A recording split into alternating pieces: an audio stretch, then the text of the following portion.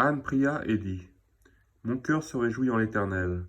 Ma force a été relevée par l'Éternel.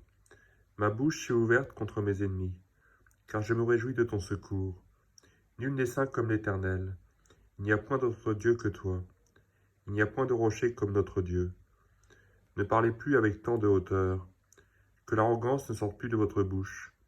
Car l'Éternel est un Dieu qui sait tout, et par lui sont pesées toutes les actions. L'arc des puissants est brisé, et les faibles ont la force pour ceinture. Ceux qui étaient rassasiés se louent pour du pain, et ceux qui étaient affamés se reposent. Même la stérile enfante 7 fois, et celle qui avait beaucoup d'enfants est flétrie. L'Éternel fait mourir et il fait vivre. Il fait descendre en séjour des morts et il en fait remonter. L'Éternel appauvrit et il enrichit.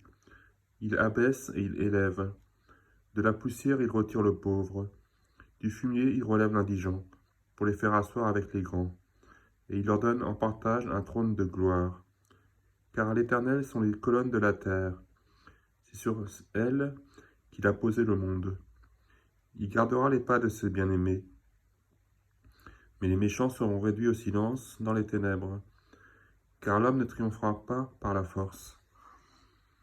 Les ennemis de l'Éternel trembleront. Dieu des cieux, il lancera sur eux son tonnerre. L'Éternel jugera les extrémités de la terre. Il donnera la puissance à son roi, et il relèvera la force de son roi.